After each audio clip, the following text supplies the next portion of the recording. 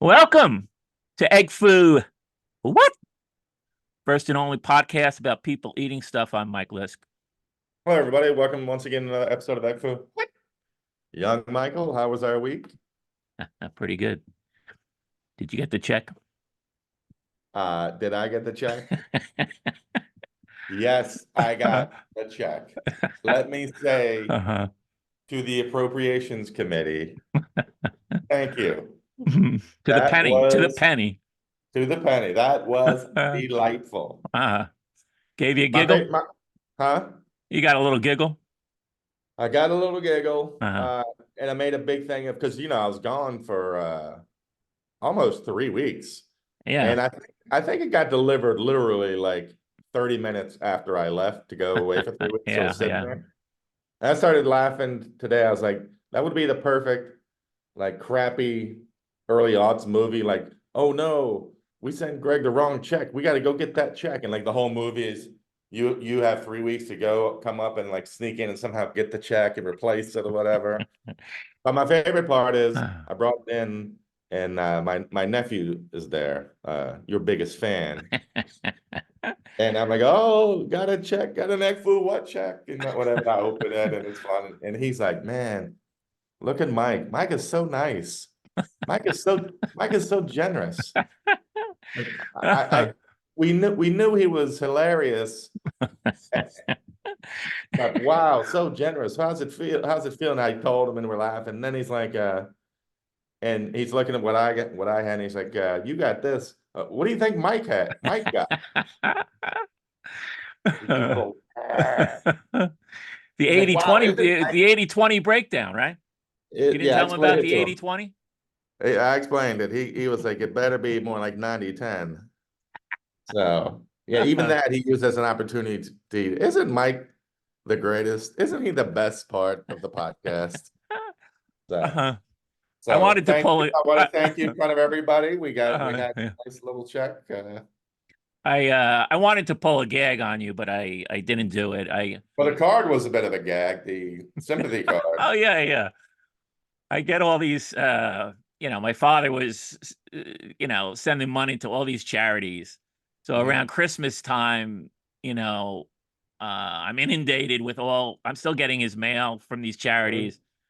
And around Christmas time they send all these cards. So I don't think I'll ever have to buy a Christmas card, a sympathy card. Yeah, I saw Um, that and I was like, I was like, is Mike trying to stick it to me because I never sent that gift basket? Like, uh, here's some money, asshole. no, I wanted to put it in a nice card. I thought that would make you smile. But Very classy. I wanted to complete the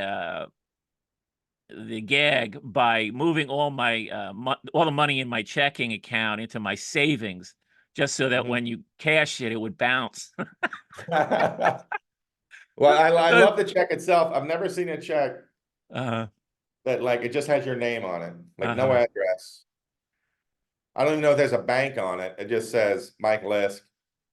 Here's a Yeah. number. No, I like to be anonymous, I'm like, just do these checks cash in the United States?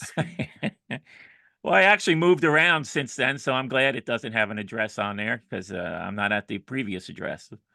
But anyway, Exciting. Rolling into 24. Finally, I won't say profit based on what I paid today for uh-huh, lunch, but feels good. uh-huh. I wanted to tell you last week, I forgot. My nephew was telling me over the holidays. Oh, does he think you're great too, like my nephew? No, I don't. I seriously don't think he even is aware of the thing. I don't bring it up. Hmm. But get this, he's got a little thing going on YouTube where he doesn't even shoot the content. I guess Hmm. he sees he's a wrestler in college, and Well, so he sees these wrestling videos up on YouTube, and then I guess there's all this dead time. In these videos, they stretch out forever because there's dead time between the matches and stuff. So hmm. he goes and edits them. That's all he does. He edits them. I mean, and guess what? He's made twice as much money as Yeah. us already. Let me guess. Wildly more successful than us. Yeah, twice as much. And he just got started. So yeah, I got a good laugh over that. Our reward will be in heaven, bro. Uh-huh. Yeah, Or as I like to say, it's gonna have to be. yeah, it's gonna I have just to be. I just made that up. Write that down. Yeah, yeah. Well, Anyway, good, I good wanted for to. him. What's that? Good for him. Yeah, no. Is it one of those things where like I keep falling for these stupid things like an idiot? Oh, so and so, and it's always political. So and so rips so and so to shreds, and of course I'm an idiot, so I go, oh, and it's like some guy talking about what the video is going to be. Oh, this is so and so from so and so. We're doing blah blah blah. Then they show the bit of a clip which isn't anywhere near, and then they keep going back and forth between themselves and the clip, and I'm like, what do I care what you say? But then of course I watch it, click the next one too. So Yeah, no, they get you coming and going. I'm, like I said, I keep talking about these audiophile videos that I'm hooked on, and yeah, it's just like I watch these things and I'm like, 25,000 people are watching this guy hold up records and basically tell you, you know, what's on Wikipedia about the record. yeah, So it's like not insightful at all. Once in a while, you'll hear a personal story, but that's what it should all be. I don't want to hear what's on the Wikipedia. I yeah, mean, give us a little more than Wikipedia. I can go to Wikipedia if that's what I want, that information. yeah. And you figure most of these audio files, now these are big fans. You think they'd be passionate about the records and be like, oh my God, I saw this, I saw them here, I love this, I Yeah, love that. No, yeah, they're like, this is the green vinyl 180-gram Japanese import, live at yeah. Budokan. This is a promo copy of the television album. Yeah. So It's, yeah, it's a but little like years ago, I saw a book, something about the title was about great, huge, iconic sporting events. mhm, And it was like, I was there. And it's like stories of like, eyewitnesses to sports history. mhm. And I was like, oh, that'd be cool. I was assuming it'd be like if you or I were at Lake Placid, when we beat the Russians, some sort of like, and then no, it's like, here's Bob Costas about Leitner shot. Here's Marv Albert about, I'm like, well, I fucking know what they were doing. Like, I don't care, Yeah. so I feel you, bro. No, there's so much content to compete with. It's a sea of content. I'm doing my and, best, and bro. we're doing our best. We're holding our own. Um, Yeah, we got to meet some young people who know some sort of trick to just, well, I'll get to it later. There's a new every week there's a new TikTok sensation. well, So I saw this one. I might as well bring it up now. Food and mhm. news, TikTok videos or whatever. This is Food yeah, this in the news. this, That's our new segment thing. What do you think? yeah, that's pretty good. New food in the news. Do you know what rat snacking is? Is it something that people see me doing after 11:30 at night? Well, it could be. I mean, some of the things you've brought up on this show, Uh-oh. the peanut butter on Doritos, the Yes. Cheez-Its lasagna, is that what you call that?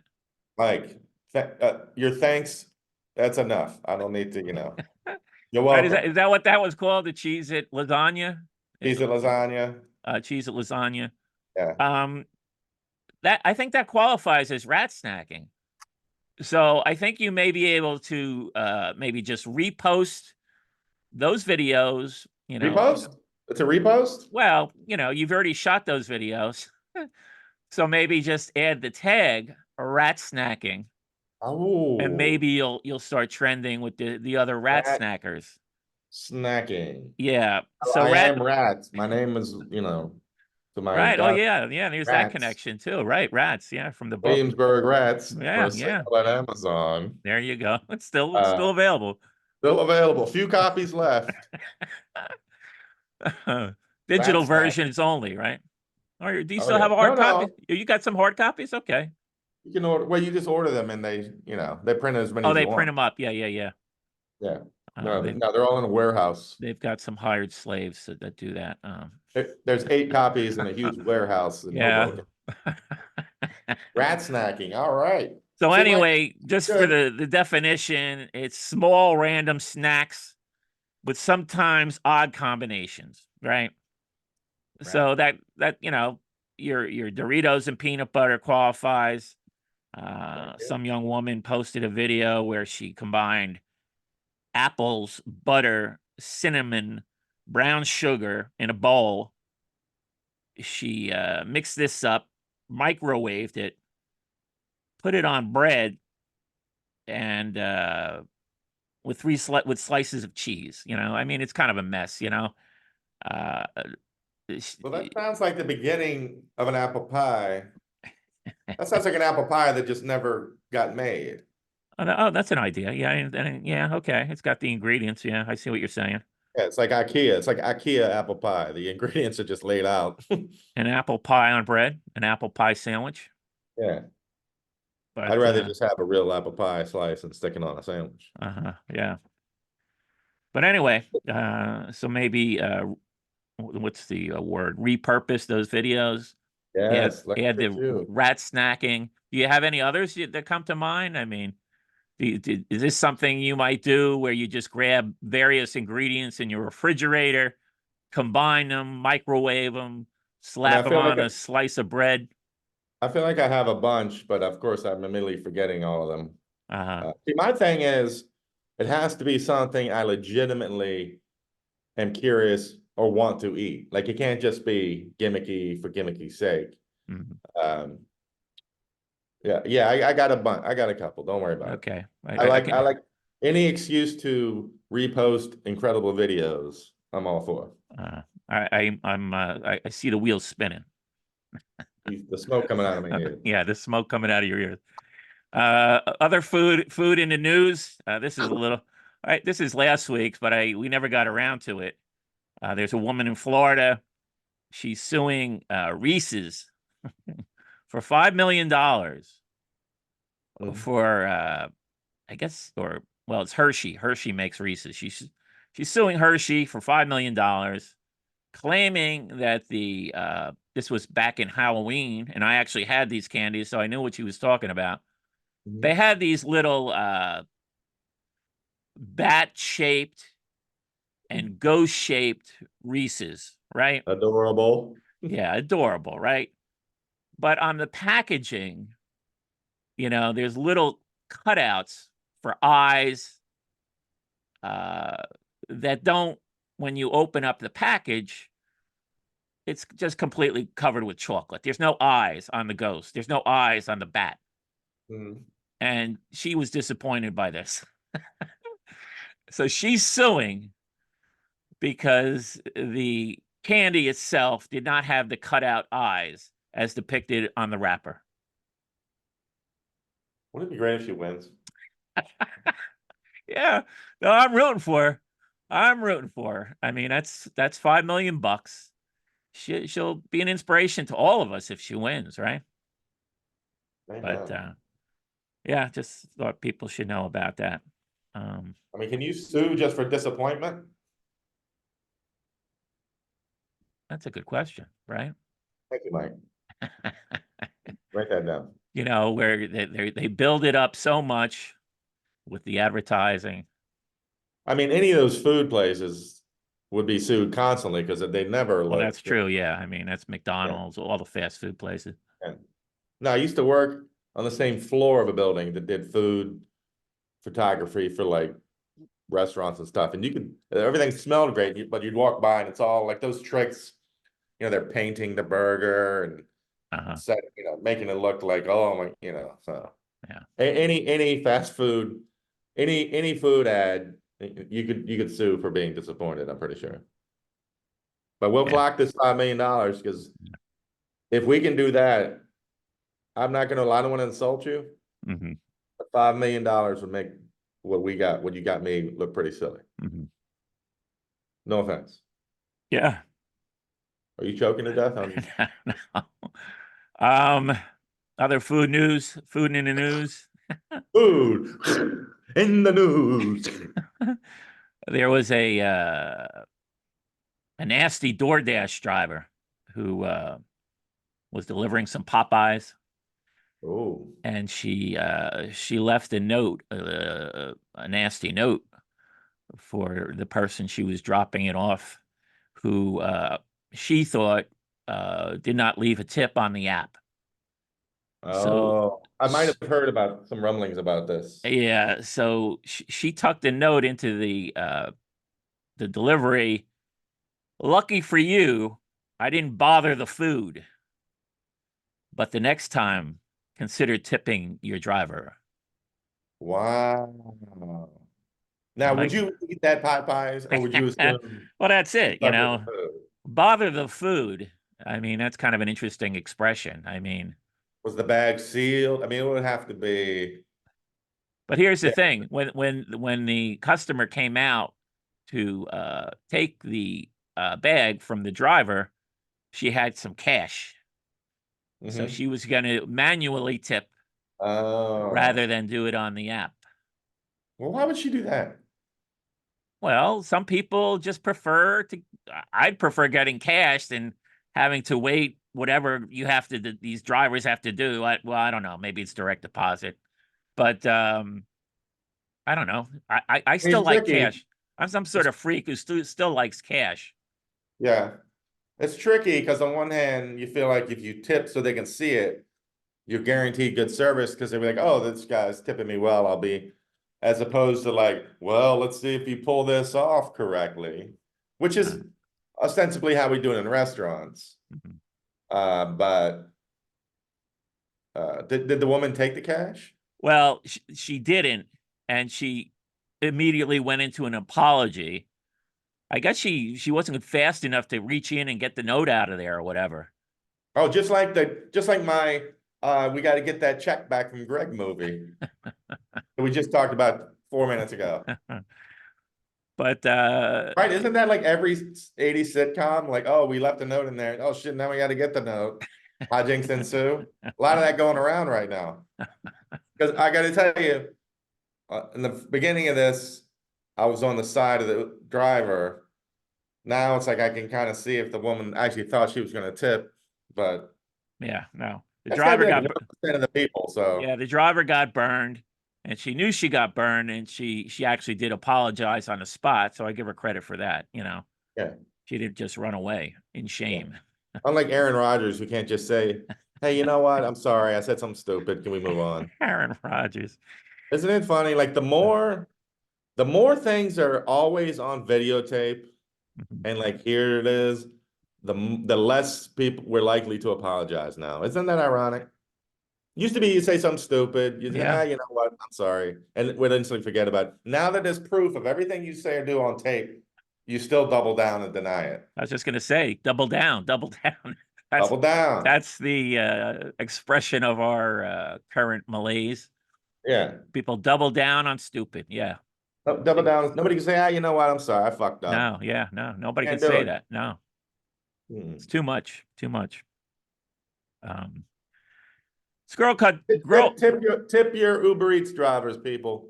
It's a Yeah, miracle that this shit exists. So, it's Girl Scout cookie time. oh god, hold What on, do you let me mean? see Oh God, if my is it? goddaughter's Uh, hitting me up for my annual 40 boxes, oh, and I don't okay. think I was she's just even. gonna say, do you have a person in your life who you can hit Yeah. up? I mean, I don't even think she does. She's done Girl Scouts in years, but I still find myself buying cookies all the time. She's got a side act, she's some side hustle going. I don't even think it's a side hustle. I think it's I'm gonna get Greggy to buy, but give me a bunch of money. And maybe he'll forget about the order That's fine. because you got to pay up first, right? There's a little bit of a lag. No, no, Yeah, sometimes I've yeah. seen. You pay for them, and then you forget about them, and then 3 months later, maybe they'll show up. Yeah, I mean it's January through April, so it goes over a few months. And I'm looking at this year's lineup, Ooh, and there's a few on there. I guess they're still trying to mix in some new ones. I never heard of Adventurefuls. oh fuck that. I'll What are just you? I'll just describe it as sort of it looks like a vanilla wafer with a round chocolate edge, and then 4 stripes of chocolate across the cookie. Never seen those, never had those. Sounds I don't know. okay. I would try it. It looks interesting. Mhm. I don't know about that cookie in the middle. Could be pretty bland. Probably Uh, bland, yeah. I mean, my go-tos are the Thin Don't say Mints. Samoa. You don't like the Samoas? No. Why? I don't love Oh, coconut. yeah, oh, coconut. Yeah. Oh, God. Thin Mints, they're my number two. God Well, I'm forbid sorry. I'm sorry. Were you about to editorialize you eat coconut. on my coconut taste? When did you hate on coconut? It seems like such a was it a Samoa that did you wrong? I mean, where did you have bad? It's probably some birthday cake. You know, y'all excited about it, and then they wheel it out and it's coconut icing. Come on. It's Well, just a all right. weird texture. It feels like something else that's been broken up, that's been shredded. Like who Shredded wants? plastic. Yeah, who wants that? I like it. Sorry. So you said Thin Mints, which were my number two. I like them. I like them frozen. Yeah, everybody likes to do that. Thin Mints. What's your number one then? Tag-alongs, dog. You know what? I liked them Uh-oh. when I was Here we younger. go. Here we go. No, I liked them. You know, I think they were my number one when I was young. Oh, But you've matured. yeah, I think I'm a little more mature. So, Thin Mints are mature. yeah, they are. They're just delightful, as you say. They're delightful. The Samoas are delightful. I'll even take a do-si-do What's the over it. do-si-do? Is that the plain sunflower looking one? No, that's the peanut butter cookie. Oh, I like the peanut. Oh, do-si-do's peanut butter. Yeah, Okay, that's my number two. they're good. They're good. Then I go Thin Mints. Okay. And I don't care. Then I'm All just right. throw the box out in the yard. Who cares? Yeah, they've got a couple things. I don't even know what the hell this thing. There's something called a trefoils. Trefoil, Yeah, what the trefoil. hell are those? I'm looking at it. It just looks like a First of sugar all, cookie. Mike, if we're gonna expect some audience with the Girl Scouts of America, let's watch the language. I'd ask, first of all, please be respectful. That's Uh-huh. all. What is that I've cookie? never, those have been around forever, but yeah, those are just the plain shortbread ones, right? Yeah, it looks like a shortbread cookie. Yeah. And they've got something Yeah, called nobody knows how to pronounce them, so toffee. Yeah, that they need a better name. Toffee Tastic. Tastic. that's new. Never heard of that either. I I like don't know if toffee. There's some good toffee cookies out there. I think Keebler makes a pretty good one. to me, it's always tough to beat peanut butter and chocolate together. That's all. Yeah. Girl Scout s'mores. Mm, There's some what is there, marshmallow. there's marshmallow in there? Yeah, no. I think you to coconut is the same as me to marshmallow. I could do without marshmallow. You know what's the difference between those two is? I'm not giving you shit or judging you. Well, you probably agree Whereas with me on marshmallow though, right? I like marshmallow better than coconut, Yeah. but it's the problem with coconut is like this. I'm sorry, marshmallow. There's never like a little bit of marshmallow. It's always like a slab of marshmallow. Mhm. So unless you really like marshmallow, it's a little bit, What were the much. big marshmallow cookies? It was like a big round thing. What were those called? I Oh, can't remember. not moon pies. Well, yeah, I guess but there was a brand, I guess, of those. I know. You Yes. know what I'm talking about? Yeah, they were disgusting. Maybe somebody, yeah, maybe somebody could tell us Yeah. in the comments. I can't remember. They were always around. I think Yeah, you could like 9,000 of them for $1 or something. yeah, I think they were very cheap, so they would end up in our house pretty frequently. Yeah. I remember eating them, because there's nothing else around. We were stuck with those, Yeah. and yeah, as you got older, you realize there are other things out there, and these things suck. It's like, Yeah. I mean, it'd be um, nice to have these things explained to us by a Girl Scout, but nobody's seen a Girl Scout out in the natural world, out in nature in like 10 years since they all went online. So we I could think have I had your bitched before, but goddaughter on. Does she want to be a guest? I don't I even think. think she's a Girl Scout anymore. She just has me giving her cash. You know what I mean? And she'll find the cookies. Yeah, she's like, I'll lead them for you, Greggy, And then, she lets me think I'm doing double duty. Like, oh, I give her the money and I let her have the cookies. But as each year goes by, I think I'm just giving her money. Mhm. So And the last of the Girl Scout cookies are the Lemon Ups. fuck that. Who gets presented with a Uh-huh. list of cookies and picks out the lemon? The lemon cookie. Nah, That's an nah, acquired taste. I mean, you know, yeah, it's I don't not want the to acquire it worst. either. It's not the worst, but yeah, I would not really go for it. When you've Once got your again, I totally free of charge offer advice to the Boy Scouts. Hey, dummies, maybe sell some cookies of your own. Every yeah, couple of years, it's like, uh-huh. oh, the Boy Scouts, are they gonna have to dissolve? There's no money. Well, that's not their only problem. There's no money. It's like, I don't know. One of you has been doing it for 100 years, printing money, doing nothing. Yeah. Yeah. And I know they try to do the popcorn thing, but it's just not the same. They tried a popcorn thing. If I the mean, Boy Scouts of America want to bring me in as some sort of advisor role, they consultant. can top whatever you sent me on that check. I'm not going to say the number unless you want me to, which I'll be. No, Then hire me, Boy Scouts of just the America. last part, Yeah. the change. It was it was down to the penny. I took the extra penny. It was an uneven number. So I did award myself the extra penny. I mean, I had to put out for the stamp to Oh, I mail did it. that Mexico. We all went out scuba diving or something. By that I mean they went scuba diving. I sat on the boat. And when everybody's sending, the person or share the money, I knocked a penny off. I said, you know what I said? Uh-huh. Greggy Wilson don't pay full price. I don't pay full price. Yeah. Your self discount. I'm like, hey, there's suckers everywhere. I'll knock a penny off. I don't Uh-huh. pay. Have we talked about pork roll in the past? Yes. Taylor pork roll. Yeah, the Oh, we got it. Plus you got upset during some Wake Up New Jersey with the Jersey fellows. oh, we were talking about it on there. Yeah. Yeah, it's a perennial subject in New Jersey. I was I think talking it's a to daily subject in New Jersey, from what I can tell. well, it did come up one night at my local establishment. I was talking to a couple of people. They had just gotten back from Ohio.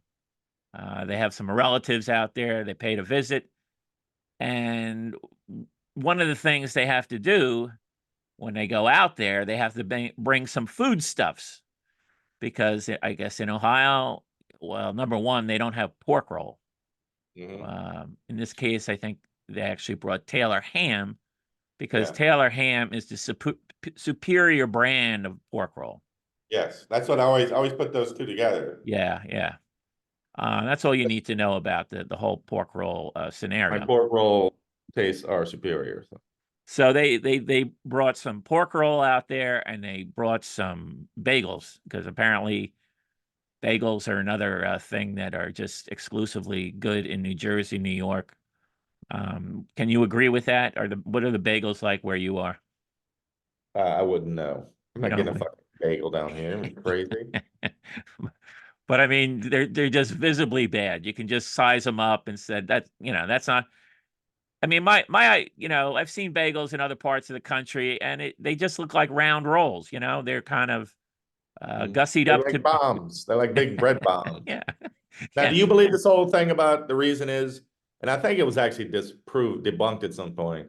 The reason bagels are so good up in New York or Jersey is because of the water supply somehow. Right, yeah, and then I think there that was was some debunked. guy who, yeah, some smart ass went down to Florida, and I guess he was trucking in water. I mean, Yeah. I guess he was piggybacking on that concept. I don't know if I've ever seen that proven. I mean, yeah. So I really don't have any verdict on that, but Seems like bullshit, but I'm happy to keep spreading it. I mean, what do but I it's care? weird that that for some reason other people can't do it. I mean, like I said, it's just a Yeah. form of bread. And So what's now you can get great New York style pizza anywhere. you think so? Yeah. I mean, yeah, I mean, I mean, at least down here in Northern Virginia, there's a couple of places. I'm like, but even in Richmond, there's a place now. I try to hit. It's very much like New York style pizza, and it's really great. And you'd Mhm. think, 10, 15 years ago, you wouldn't have even you'd be like, yeah, but it's like it's pretty good. But bagels, like growing up in the South, I thought a bagel was a frozen Thomas Lender's bagel. Okay, yeah. Don't chuckle at me, Mike. We all didn't grow up in No, that's Jersey. a national brand, right? I mean, they're Yeah. everywhere. I don't And it'd know be that I've ever frozen. had one of them, to tell you the truth. I just assumed they were horrible. Yeah, you'd have to toast it, and they were fine. I mean, Uh-huh. and one of my first days up in New York City, I walk into a bodega, whatever, or get a bagel, and then boom, here it is. It was untoasted. It was just a regular raw bagel or whatever that with butter on it. I was like, what? I mean, I have a good bagel place near me, but I have to be in a rare mood to go up there, and because they are huge. Um, if I get a bagel or if I get bacon, egg, and cheese or something, a sandwich. Well, I usually don't have cheese on there, but if I get a sandwich, I'm sort of done for the day. They're that filling, so I Do you try to get avoid bagels the. sometimes for sandwiches as the bread? I never do that anymore. I made that mistake a couple times in my youth. Really? Yeah, You've never gotten it's all a bacon and egg sandwich on a bagel? no. No. It's too much. Even though like if you look at them, a roll is probably the same size, but a bagel is just so much thicker and denser, and you're just chewing and chewing and chewing and chewing and chewing. And then half of it, and then it starts popping out of the hole in the middle. You got to control that shit. It's I don't know. I don't find it that complicated. As do most of the people who go to bagel shops who order the sandwiches quite frequently. It's not a rare, it's not Just a rare me. thing. Oh, it's just me. I think it's just you. Yeah. The I mean, laws, the laws of bagel physics cease to exist. yeah. I mean, what you described is like some sort of food volcano that you can't Yes, control because yes. because there's a well, one thing I'll say right here, most bagels don't even have a hole in it now. Well, then They've is it a bagel? Yeah, well, hey, that's a good question. All right. Thank you. Your answer in the comments, people, if you want to weigh in on that. If it doesn't have a legitimate hole in it, is it a bagel? Why are we calling it a bagel? Because also, didn't a couple years ago, I started hearing rumblings that New York City was going back to, because apparently original bagels, the hole in the middle was bigger and the actual bread part was thinner. You're right. Yeah. What's that? What'd you say? Yeah. No, I agree with you. You know, that's What? true. Bagels look different years ago. Yeah. And so Now they were they're talking like a about big getting them lump back with no hole in it. involved. The hole is closed up and it's Well, to just me, that's not a bagel. yeah. All right. Well, you draw the line there. I And if you have respect a that. real bagel that Uh-huh. they're talking about going back to, there's a lot of hole. So how would shit not come gushing through? I mean, what do you have it on your bagel that doesn't come through that hole? I get a bacon and egg, salt and pepper. It doesn't come through. It's not a No greasy cheese? mess. And You don't do here's cheese? the thing. Maybe people can weigh in on this. I got a hot bagel. You know, it's nice to get that hot bagel right out of the oven. You mean toasted? No, I don't have it toasted. I just get whatever they have. You know. So, but sometimes they just threw the bagels in there so they're still warm. Oh, And I'll okay. tell you, a warm bagel, bacon and egg sandwich. That Yeah. was right on the money.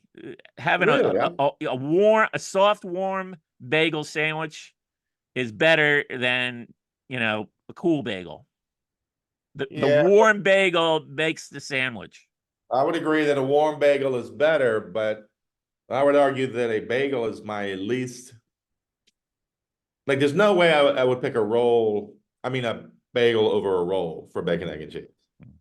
I think I flirted with it when I moved to Brooklyn because I was like, oh, I guess up here they eat bagels a lot. So, and then I was like, no, because it's all dense bagel. I'm not going to bring up the whole stuff coming out of the hole because I Scoop guess out. I'm a Yeah, I saw some freak. guy asking for a scoop out, and I was like, oh boy. Oh, I don't do this. I didn't know we had scoop out guys in this area. I did know that. I don't do the scoop out, but I would suggest Uh-huh. that is because of the problem that the bagels are too big and beefy and Uh-huh. dense. I love a bagel that's toasted with drowning in butter. But I will argue the other way with the butter on a bagel. I don't want a hot bagel with butter because Really? yeah, because then it's dripping. You like a dripping. You're just talking Yeah, about how you don't like yeah, a sandwich that's exploding, but you yeah. like a bagel that's dripping butter. Right, because I expect it to be dripping with butter, whereas a sandwich I expect, and this will come up actually, this is going to come up when we get to talking about our meal, our Chinese meal. I expect a sandwich to keep its integrity, which I don't think is too much to ask. Uh, Two instances in which they do not. McDonald's Big Mac does not hold its structural integrity, and Still a talking about that. bagel sandwich doesn't either in Mhm. the middle. It kind of does around the edges because it's so tough and dense. Uh, so if you go up, hey, welcome to Greg's Bacon, Egg, and Cheese, you order bagel. Is that your number one? Your first thought for the bread? Yeah, But no cheese? Did I know that? You don't need yeah, cheese? yeah. I don't need the cheese. I know most people get bacon, egg, and cheese. No, bacon and egg is fine for me. Can I blow your mind? Yeah. I would, if I had to lose one, I would lose the egg before the cheese. If it's no cheese, I'm just So throwing it it's on a the bacon and ground. cheese sandwich. If there's no cheese, I'm just throwing it on the ground and then writing a scathing email to be left in my drafts folder. Really? Like you order a bagel, that's your number one? Yeah, yeah. I don't get rolls at a bagel shop. I mean, it's a bagel shop. I get a bagel. What if you're at a bodega, you know? I Yes, can't. if you're at a bagel shop, okay. But let's say you're at just a regular bodega, you pop in, you're getting your coffee, your daily news, your scratch offs, you're with the other guys on the construction crew. What do you got? What do you want? What you need? What do you want? You get a bacon, egg, and Yeah, cheese, bacon, egg, and cheese, bacon, and cheese, 19 bacon, egg, and cheeses. You get yours on a roll or bagel? I haven't had a sandwich on a roll in quite some time. I mean, I You are remember when I was blowing my mind, Michaelis. yeah, no, Wow. there was a really good deli on Hudson Street, where we I was working when we met. I don't know if you ever went to that deli, but it was really good. And I Did you would get say a when? sit. Did you say when we met? Yeah, when we met. That's nice. That's nice. Hey, I'm not made of stone. That brings a little. Well, I liked working that area. That area was great, right? Hudson Street. Yeah. Um, and they had a really good deli near there. I would hit that place up, but I haven't had a sandwich on a hard roll in a long time. Um, It's the perfect because it's enough to hold it all together, yeah. but not too much. It's not all bread. Like, you know, I mean, you're not gonna feel great, Hmm. but you don't feel too like a baguette, like they'll cut up a baguette. That's too much too. Like, Hmm. I mean, I'll eat it. Yeah. But every once in a while I'll post something about things I miss from New York and just the ubiquitous bacon, egg, and cheese on a roll. Hmm. Available every 8 steps, and they're all good. Yeah, they are That pretty I good. miss that in the Daily News. Hmm. I miss like crazy about Brooklyn, especially at my normal bodega on Uh, Berry and Grand back in the neighborhood. But that's what when I think of my days in Brooklyn, I think of bacon, egg, and cheese, and other things, not just the bacon, egg, and cheese, hmm. Mike. Yeah. I have Well, other I memories. tried something. I was talking to a couple people, and they were saying that they really liked a jalapeno cream cheese. Right. Those people are idiots. Which I like hot food, so it's like jalapeno cream cheese, and I'm not a cream cheese on a bagel. I know people love cream cheese. I Hey man, don't get me never started. no, I think we've had this discussion before. Yes. But they were so enthusiastic about this flavored cream cheese. I decided to try it, and it was good. I mean, it was pretty spicy. It was actually pretty hot. It's hotter than I expected it to be. Yeah. And but the next time I had a bagel, I went right back to the butter. Do you think? I feel like you're the only other person that puts butter on bagels instead of cream cheese. Really? Yeah. Do you think it's a generational thing? Because when I've worked at places where it's a lot of younger people, Uh, and we'd always have Bagel Tuesdays, and they'd bring in 20, 25 different kinds of cream cheese, every flavor, Oh, and you can, really? Wow. Okay. and they'd be going crazy. And I'd come in, put on some butter, and they'd look like I cut one in church. They thought I was crazy. So now I hear you and me, like, do young people, is it all because I bet, back when we were young or first having bagels, cream cheese was probably just cream cheese. Now Yeah. you can any flavor you can think of, they probably have a fucking cream cheese for it. The bagel place I went to in Bayonne, it was a really good place. And they had all sorts of various cream cheese. Cream cheese with chives, is that a thing? Oh yeah, scallions. Yeah, I don't That's know basic. the whole cream cheese and bagel thing is a whole different world to me. So that's why these people raving about the jalapeno cream cheese, I was like, oh, I'll try that. I'm open to new things. So I tried it. It was tasty, Hmm. but it's still sitting in my kitchen a week later. Yeah. Yeah, cream cheese is another one of those, like the cream cheese people, the Doritos people, the Cheerios people, and the Oreos people got together one day and just decided, let's just pump out every flavor that human beings can think of. And like Uh-huh. overnight, that became a thing. Yeah. Yeah, I kind of look every flavor of cream cheese you think of. I'm trying to get my little country crock. That's, little butter. I like, is that salted? I prefer salted. Yeah. Yeah, yeah. Lightly I salted. can live with unsalted, but Uh, I go for the lightly salted. But you're a better man than me, Mike. but back to the pork roll. I'm Yes. thinking, the wheels are turning. I'm always looking for new opportunities. I can see the earphones are like, oh, I'm like, can we drum up demand and then maybe do an East Coast, set up an East Coast delivery system where, I could do a run down to you, you can do a run down to Florida. We'll cover the whole East Coast for people who are looking for pork roll. They can't get it in the area. This is still a mystery to me why pork roll, people love it when they have it, but hmm. these pork roll companies never set up distribution nationally. It's bizarre to me. So I'm I'm sure the thinking, day is coming. But like I feel, and I hate saying this, but I say this with respect towards all Jerseyans, uh Jerseyites, Jerseyites, Jerseyans, Jerseyans. asshole, What?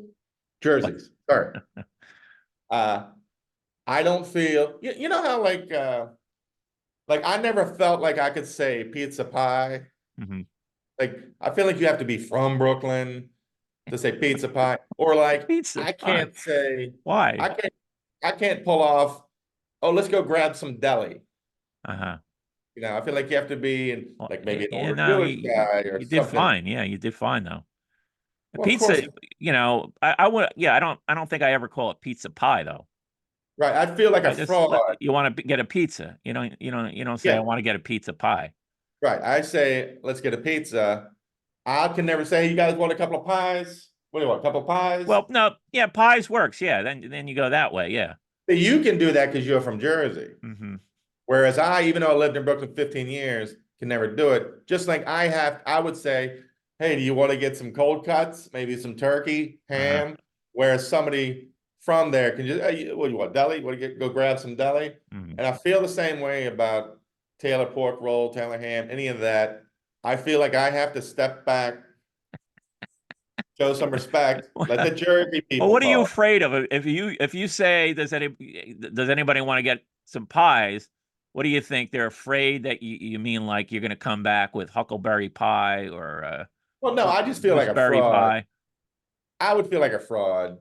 It's like You don't feel like a it, fraud.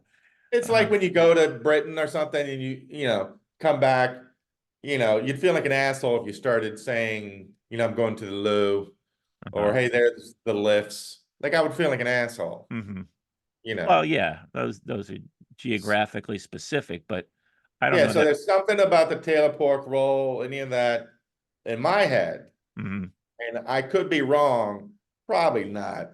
Okay. Whereas I feel like I have to be respectful, especially when talking to a Jersey Uh-huh. person. Okay. So, you know what I'm saying? Interesting. Interesting. I don't know I, about that, I but think you yeah, did okay when you said it. I didn't feel it didn't feel phony to me. that's ironic because I am a phony. So But anyway, I saw this. I guess the chopped sandwich is even carried over to. I saw Jersey Deli. I follow on Instagram, and they were doing a chopped pork roll sandwich. like a chopped cheese. Yeah, it's like a chopped cheese. Isn't It's that got what we talked to Jerry yeah, about when we yeah. met him on?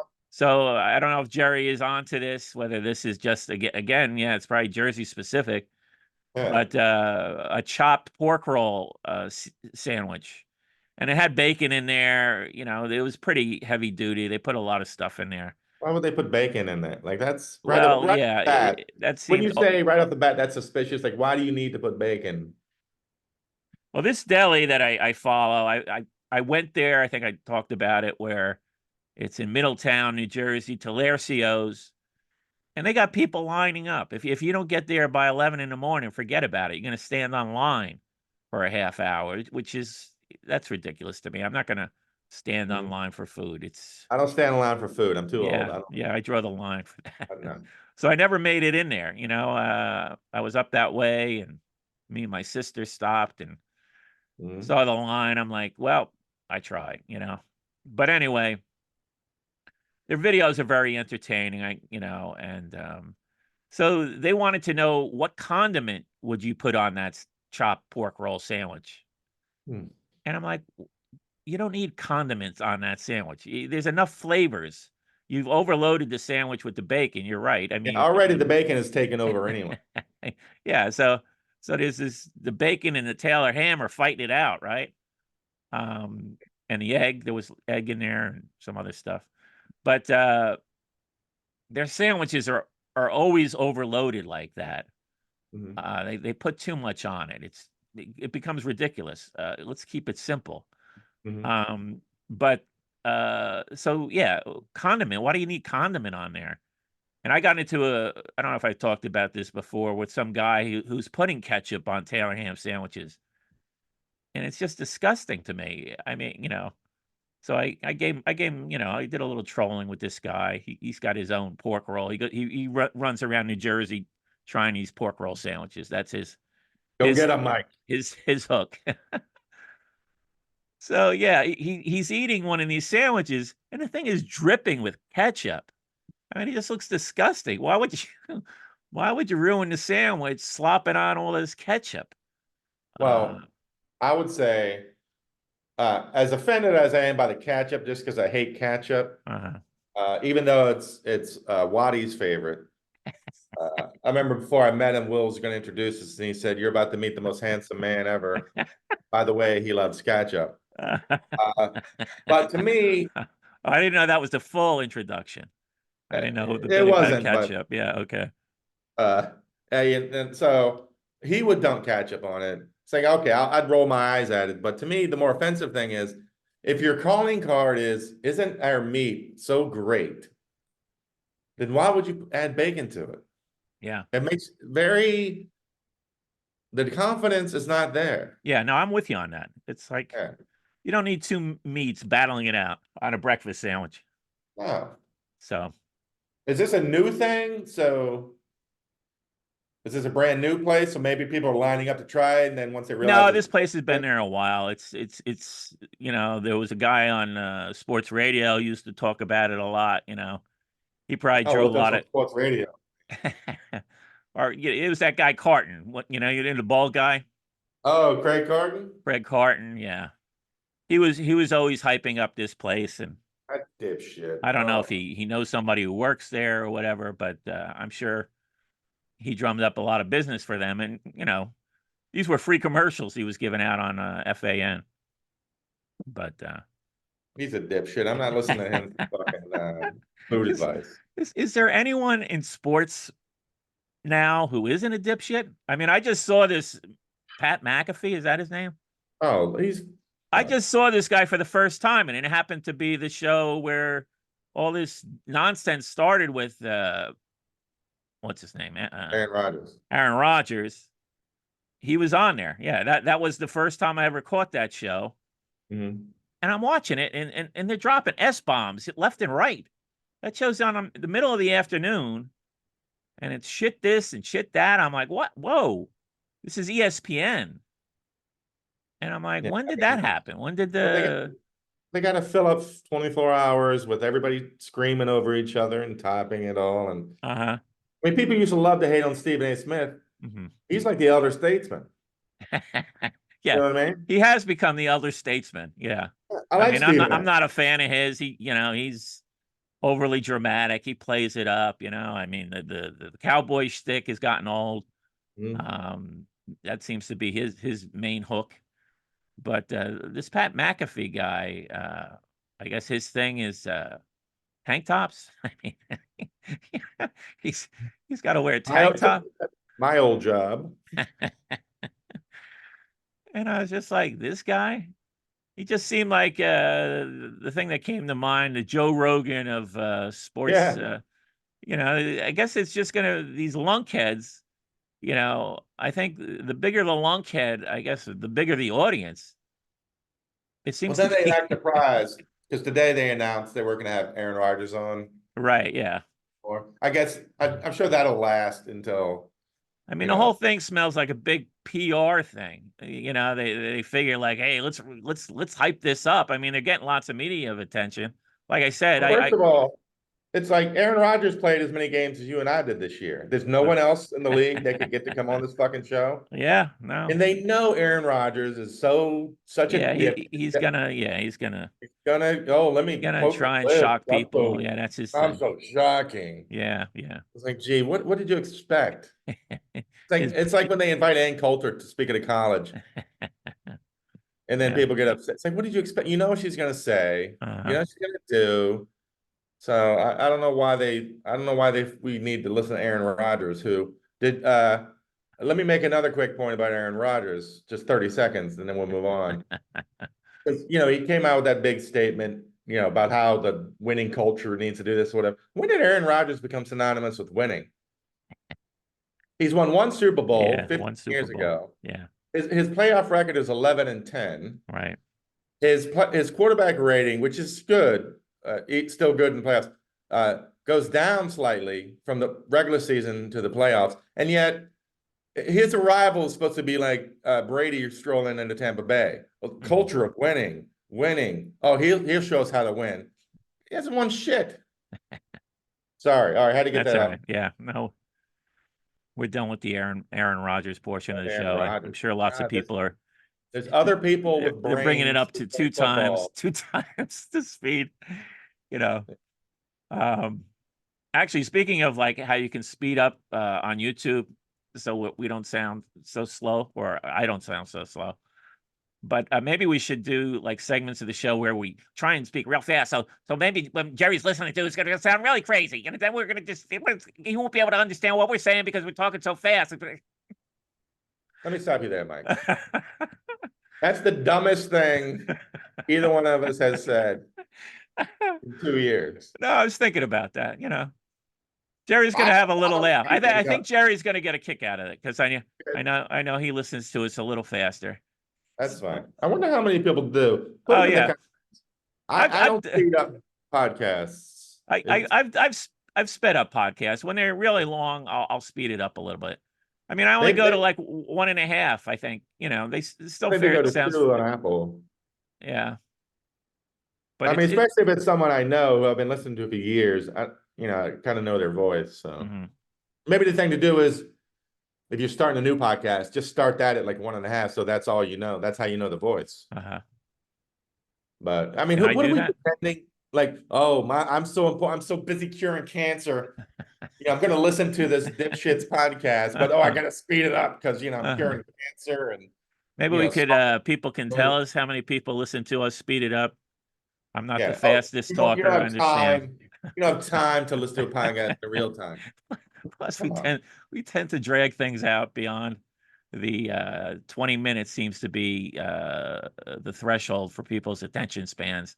Most of the videos I see on YouTube or short.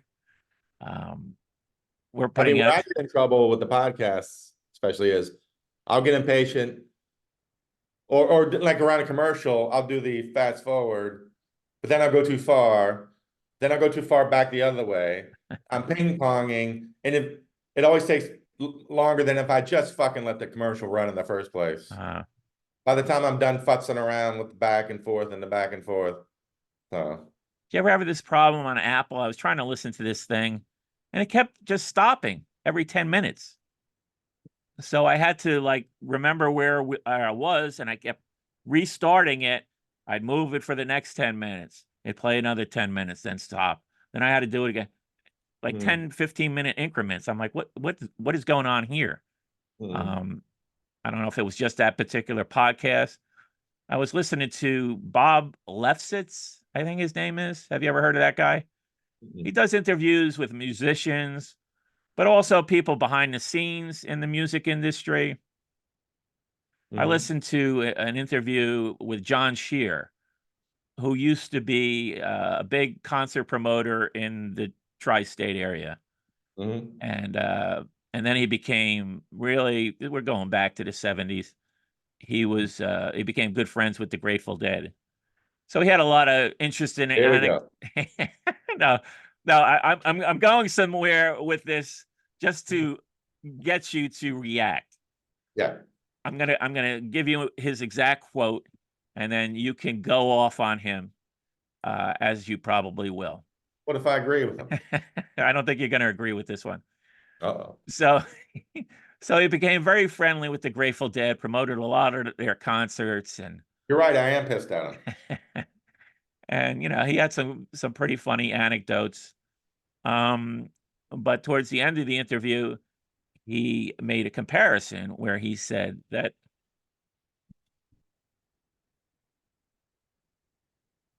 Are you getting choked up? What's happening here?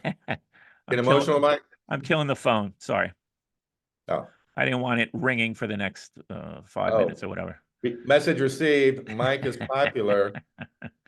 No, it was a scam call. I get them pretty regularly.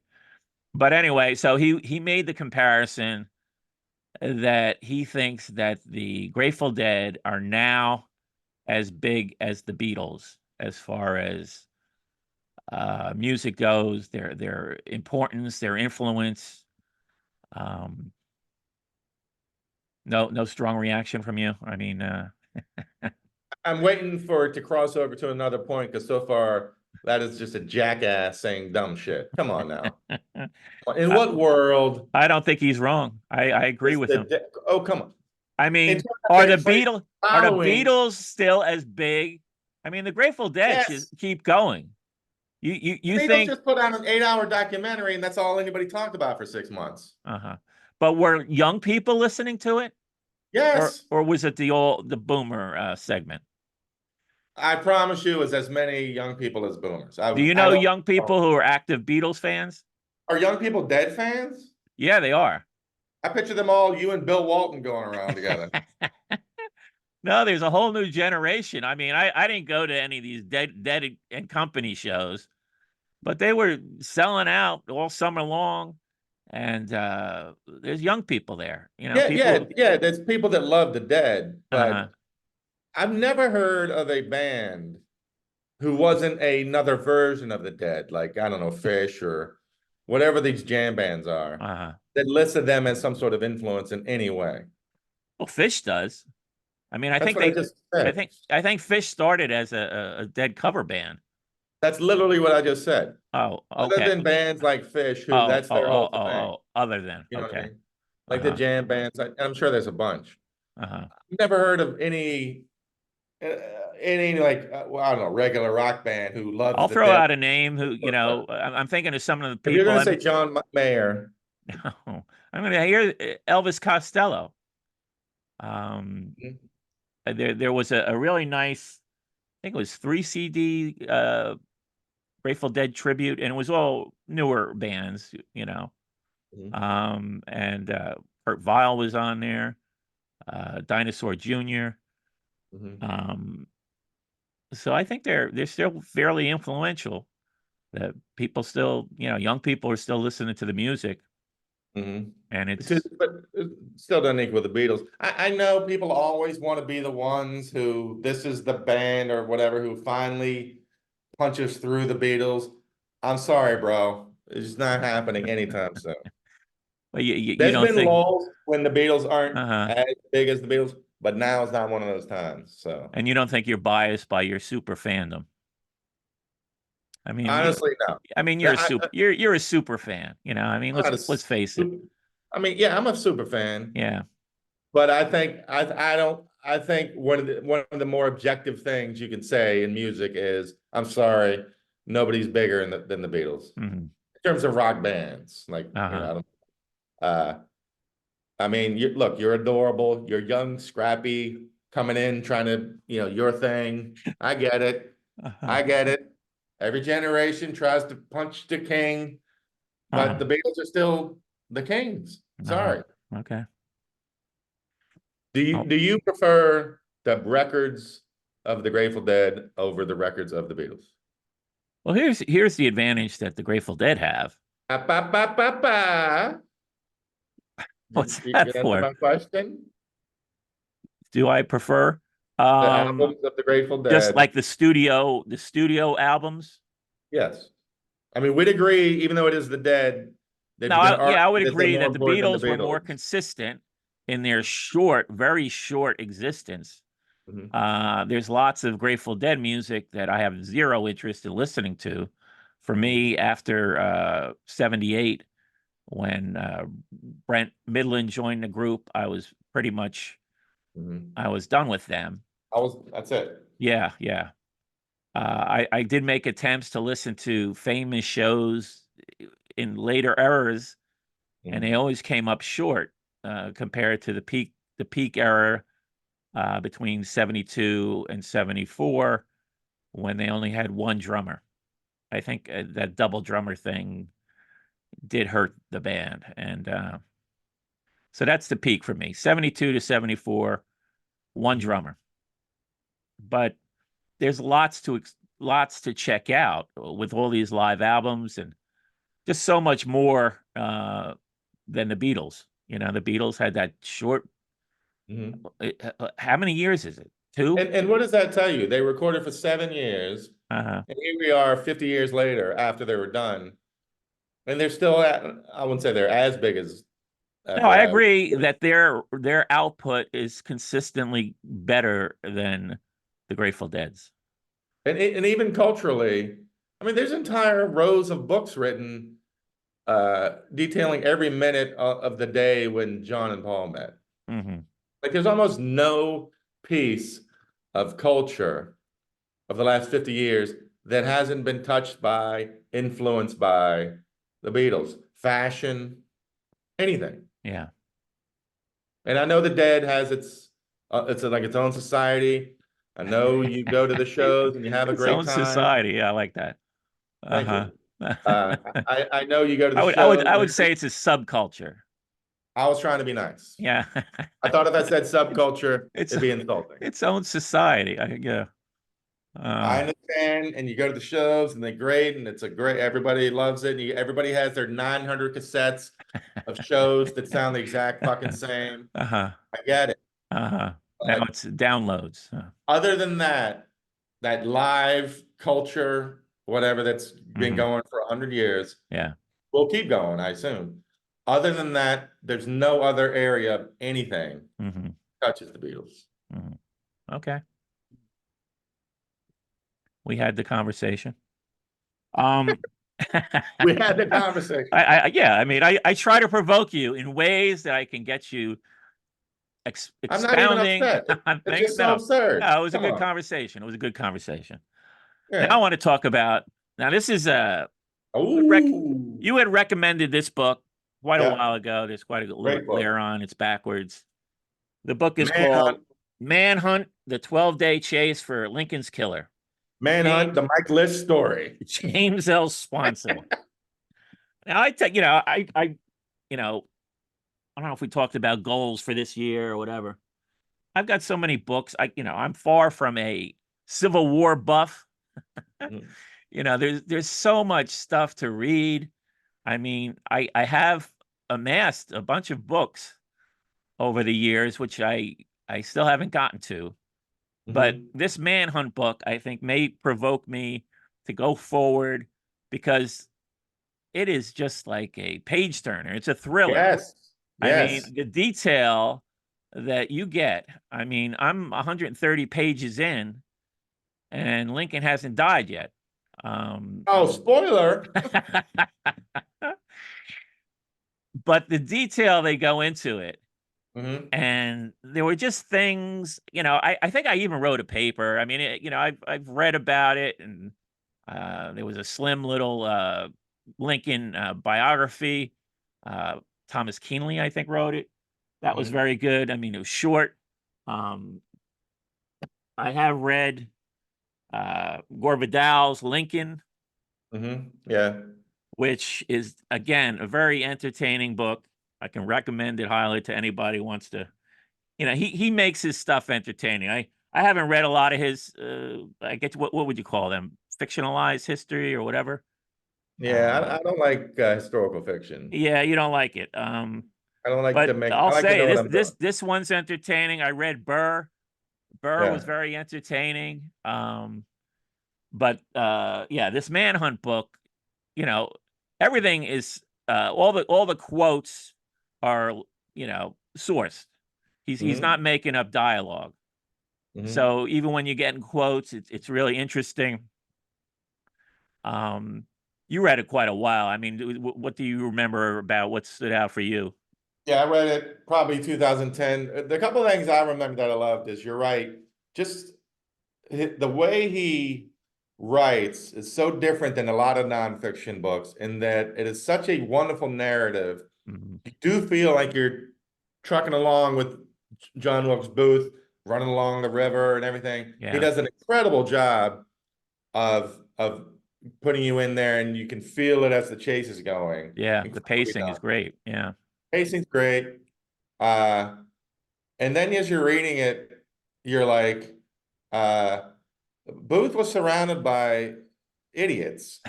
Like, I don't know well, how far you got. I'd make the case that he was kind of an idiot. He was very popular. He was sort of Yeah. a celebrity of the times.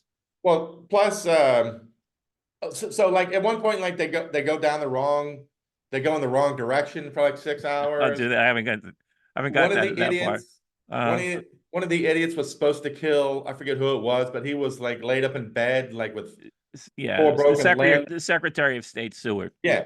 And like he couldn't even kill him. He couldn't even do that. Yeah, no, well, it was dark. I mean, So, oh, yeah, I think if you came upon an old man in bed who couldn't yeah. move, you could probably kill him. Well, to his credit, Seward was thrashing about, and there was a sergeant in the room, and also his young daughter Fanny, who was Yeah, trying to help. So there were four people in the room at the time, and there was some yeah. thrashing about. It was dark. But if you're Uh, part of a conspiracy that is assassinating the president, maybe finish the job for your little, stabbing him or whatever. well, yeah, But and then his co-conspirator who was waiting outside because it didn't go as well as planned. His co-conspirator took off on him, yeah. left him high and dry. So I've Uh, said for years, I was like, as soon as I read it, I was like, this should be a movie uh, and it should be a comedy. Like it should because these these guys are such idiots at every turn. mhm. But one funny thing that Swanson did throughout, if you notice, because John Wilkes Booth was a famous actor and he was really good looking. Yeah. And like he really lets an opportunity go by without mentioning how good looking Booth was. Yeah, You he notice keeps that? bringing it up, Yes. his pearly white skin, Like his black eyes, black the and dark curly hair. dark Yeah, locks. yeah. No, he lays it on thick sometimes. Not a lot, I mean, Yeah.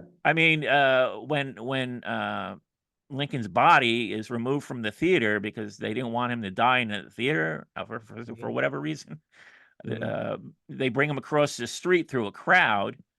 I didn't remember that particular detail. And then, Okay. there just happened to be this guy reading, reading. He hears a commotion in the street, he comes out on his porch, and they had tried one house trying to just, you know, get him to a bed essentially. Yeah. And this guy comes out and he says, "Come in here." You know, it's Yeah. like, and then they bring him into this, I guess it was a boarding house, and there's a room that Like available. Patterson or Henderson, something like that. The Peterson, name I of the think. house? But Peterson? yeah, I think it was Peterson. And but then they, you know, Swanson wants to give you the whole geographic location of the bed and Mhm. how Lincoln is laid in there. And I'm like, do I need to know that Yeah. he didn't fit in the bed, that he was on a diagonal, and Yeah. that he was his head was northeast. Well, that's a And his feet, you problem. know, he like, so sometimes he has these little moments where he Yeah. embellishes or just makes it a little more dramatic, and it's like, yeah, that wasn't necessary, you know. Well, that part, I mean, he doesn't do it. Like, again, not only did I love the book, but it's one of those, like, I don't consider myself, like, I'm not going to notice if it's great or bad writing. I just Mhm. assume I'm not smart enough to pick on it. But the way he wrote was brilliant. But like to what you're saying is, right about that time, I kind of gave up on reading nonfiction Mhm. because, like, for 10 years, I'd been reading mostly nonfiction instead of fiction. Uh-huh. And started to get annoyed because I felt like a lot of these 350-page nonfiction books could have been boiled down to about 20 pages. Really? Okay. They're all like thesis papers where they just was stuff. And I Any always use, any any titles come to mind that really sort of yeah, I pissed always you off? use this example. I was reading some book about housing development in Detroit after World War II. Mhm. I love telling this story because I have no idea why I was reading that book, but it makes me sound smart. So, and after about Well, 250 you know, pages, I was going to say, wait a second, you know, and you know, any subject can be made interesting. not this one. But when you kicked it off with a housing development book, I was like, well, what did you expect? You know, it's like, Oh, yeah, but then after maybe you're about 200 expecting too much pages, from that book. after 200 pages of fluff and fluff and fluff and fluff and Uh, fluff, the whole point was in post-war Detroit, it was difficult for Black families to get fair housing. And mhm. I'm like, well, that could have been like 2 pages. Uh-huh. But because it's a nonfiction book, You don't remember the title of the book or the author? I can look it up as soon as we go. Nonfiction, I think because they're smart and serious, they feel like they have to pad it. So it's a big, fat, thick Yeah, hardcover. yeah, no. So I got annoyed with that. So I didn't read, like I could pick the number of nonfiction books I've read since Manhunt basically on like probably one hand. Really. I mean, I don't know. that's I an mean, exaggeration, if but I get a good nonfiction book like this book, I would yeah, say, yeah, I mean, history is fascinating. You know, this is just like gripping. yeah. And Well, that's because it was written so well. There wasn't a lot of fluff, maybe a little, like what you're saying uh-huh, about, those details. That's uh-huh, fair. But yeah. I felt like it didn't have anywhere near as much as a lot of nonfiction books And the feel most they have. shocking, and I thought maybe you blogged about this before, Probably. about, you know, historical figures who really were right there at an important juncture. And Mhm. in this book, you've got, well, the most amazing thing about this book is that right after Lee has surrendered a few days earlier, so DC is jubilant. Mhm. Lincoln's last day, he was full of joy. That's the sad thing about this story. Yeah, it's one happy He, day. he was full of joy for the first time in 4 years, whatever. But he went for a carriage ride with his wife. They were both in great mood because Mhm. of what was happening with the wind down of the Civil War. And then just, you know, these random things happen. Like Booth was actually at his second inauguration. He's up Right. on There's a the picture stand. of it. Yeah, he's up on the stand. You know, and he was, you know, a racist Confederate, you know, deep down. Mhm. And he But felt handsome, like yeah, only those super black handsome. the black eyes. It's like if Brad Pitt killed the president today. Yeah, and he was trying to hatch this kidnapping scam for like a year earlier, Yeah. So the thing, he was sort of a failure, right? I mean, he had sort of opportunities and he followed through on them. But the day that he commits the assassination, it was a random thing that happened. He went to Mhm. the theater. He actually had his mail delivered to the Ford's Theater. The door He, happened to be open in the back. yeah, well, no, this is earlier in the day. He puts together the plot to to try and kill the cabinet. Andrew Johnson was on the list too, his vice president.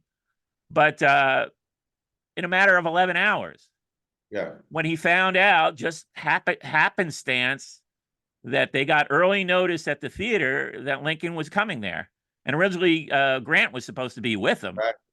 So that was all it off took. to go hit the bar. Yeah, well, he met some of his his co-conspirators and put the thing in motion very quickly. Mhm. And it was sort of a random thing that happened that day. And then the other most shocking thing is that Lincoln goes to the theater. He's got absolutely no security. He's got one police officer there who's supposed to guard the box at the theater. Him and Lincoln's valet, Charles Forbes, I believe his name is, and his driver, last name is Burke, I think. They go to a bar during intermission. Mhm. So they're getting drunk, and two of those guys are Irish. The driver and the Oh, valet are here we Irish. go. Okay, gotta be. Here we go. I'm like, wait a second. Booze, I think, played a bigger part in this thing than I've ever heard of before. So they come back to the theater. The one guy who really fell down on the job was the police officer. He wasn't even at the box. He was. They don't even know where the hell he was. They think maybe he was down in the theater watching the show, but Mhm. he wasn't doing his job. And maybe it's because he was drinking. But then Lincoln's valet was outside the box, and Booth comes up to him, and this thing is completely lost in history. The valet lets him into the box. Mhm. They think he handed him his card, maybe, or a letter. Nobody ever thought to interview this guy years later. Like, Mhm. what did he hand you that made you allow him to go into the box unimpeded? Mhm. Because he was the only thing between Lincoln and Booth, and he Mhm. just let him in. Kind of Yeah. amazing. Th- Consider considering the end of a war is happening. There's Confederate soldiers in D.C. Yeah. So it just was kind of mind-boggling to me. Well, it took a whole nother presidential assassination for them to start thinking about security. It wasn't until after Garfield was killed, Right. 1881, for them to start thinking maybe we should get some protection for this. Yeah. For this. I saw they were talking about some White House doorman who was actually present during three Mhm. assassinations, Lincoln through McKinley. Well, his Um, his son was well, Lincoln's son. Yeah, yeah, Lincoln's yeah, son, yeah. yeah. And wasn't it John Wilkes Booth saved him? Was it John Wilkes Booth's brother who was also an actor? Yeah, the talented one. Well, his father was a famous actor too. Yeah, the brother too. Yeah. Like maybe it was Robert Lincoln fell into a train track or something, and he jumped down and pulled him out. Like Oh, it's that really? Okay. super I'm weird. not aware of that story, but yeah, there's so many of these little side Yeah. anecdotes that you weren't familiar with, and they're all interesting. Um, but I thought you did like a blog about just these sort of people who are at very historical moments. Oh, footnotes. Is that what it's called? Yeah, yeah. Yes, I've for years I tried to do a podcast about it, music Mhm. version. Yeah, You know, people that are in like famous iconic photographs right. Oh, or okay. So his whatever. photos and stuff. Not Yeah. always photos. No. Like one of the first ones was, and then I later found out who he was, like the kid who walked into Brian Epstein's music shop and asked about this Tony Sheridan single that had the Beatles on it, and that made Brian Epstein go, "Well, who the Beatles?" Oh, really? Okay. He is. Yeah, I was yeah. like, "Who is that kid?" That's the guy. Yeah. Turns out to be a guy they Raymond Jones, but like even things like the famous picture of the guy sticking a flower in the gun. Mhm. Yeah, who's that guy? Right. Yeah. I Yeah. have Yeah. like a bunch of them, Uh-huh. and then I wanted to do a podcast on music footnotes, like the coin that Buddy Holly that the Big Bopper and Waylon Jennings flipped, or was it Richie Valens? Mhm. To see who got on the plane, what happened to the coin, Mhm. stuff like that. It's funny you mentioned Buddy Holly. I rewatched the John Wayne movie, The Searchers, recently. Mhm. And there's some offensive stuff in there, but the character himself is supposed to be this flawed character. But anyway, it's a beautiful movie. Mhm. But he sort of keeps going to this catchphrase, "That'll be the day." That was the day, yeah. And I'm wondering, is that where Buddy Yeah, Holly is it? Yeah, yeah, oh, okay. I didn't know that. yeah, Okay, yeah, well, okay, you solved the thing for me then. So yeah, he acknowledged that he heard that in that movie, because it was around that time. I think the movie came out in 56. yeah. Yeah, so it would have been right there, Yeah. Okay, yeah. Like I that's love interesting. stuff like that. Yeah. Like the kid in the picture holding RFK's head after he got shot. Hmm. Who's that kid? And they Yeah. found, I have a million of them. I'll happily Yeah, put maybe those. you can sort of bring them up during the podcast and we'll have a Yeah. little chat. But But so for years I was like, they should make Manhunt not only a movie but a comedy. mhm. But did you not hear that? I don't know if they've already made it. Spielberg bought it. Spielberg been trying to do it for years, and apparently now it's a Netflix series. Did you hear about that? No. So I was bummed. I was like, "Fuck! If they make this a comedy, I'm gonna be bummed." But no, it's. I You think can't it's make coming it a up. comedy, Greg. Come on. You Oh, come know. on! Those idiots trying to get up and down Yeah, that rail. well, no, there's stupidity in there. I mean, Right. That's what I'm but then you saying. can't lean into just that. I mean, it's tragic. It's a tragic story. Really? But yeah. Are you I sad? got, yeah, I am sad. Too soon? No, I'm just saying, if you lean into the stupidity, That's what I'm saying. and stupidity and cruelty always often go hand in hand, and it certainly It's the goes hand in stupidity. hand in this instance. Like we wouldn't even mention or show Lincoln. Like it's not about Lincoln. Yeah, no, it's It's about yeah. these idiots trying to pull off this thing. Hmm. They bungle most of it. Uh-huh. Unfortunately, the one they didn't bungle Right. was Lincoln. Yeah. And then what Booth has to go through for was it 12 days Uh-huh. with this cast of idiots. I'm sorry, that's comedy Uh, gold. But apparently, it's going to be a serious. I'm sure I'll check it out. Uh, oh, it Swanson hasn't come out yet. It's in the works. it's in the works. Yeah. Oh, wow. Okay. I didn't know Uh, that. then Swanson put out another book soon after. It went back and forth between Lincoln's Funeral Train Hmm. and Jefferson Davis. Okay. Now, even growing up just outside of Richmond, I realized I knew nothing about Jefferson Davis. Uh-huh. And Okay. when you grow up in Virginia, Yeah. where I did, you hear a lot about how great the South was Uh-huh. and Yeah. Oh, yeah. all the Okay. terrible things you fucking hear, Uh-huh. the lost cause, all this shit. But I never learned anything about Jefferson Davis, the guy.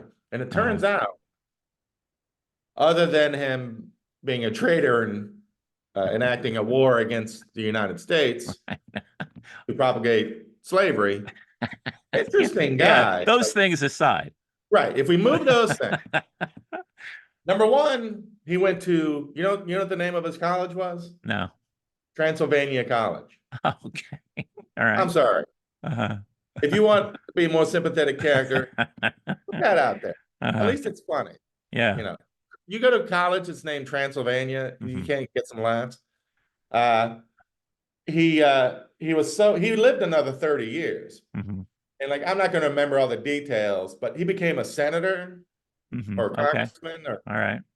some gig. Mhm. And apparently he was so interesting and like smart and a Renaissance man. Oscar Wilde came over and stayed with him for 3 weeks. He Mhm. was like, I have to meet this guy. Uh-huh. So again, other than him being a terrible human, very interesting, Yeah. No. was for me shocking in that how did I not hear about, I'm Yeah. surrounded Yeah. by these fucking stupid Confederate statues. But then each chapter would alternate with the Lincoln funeral train, Hmm.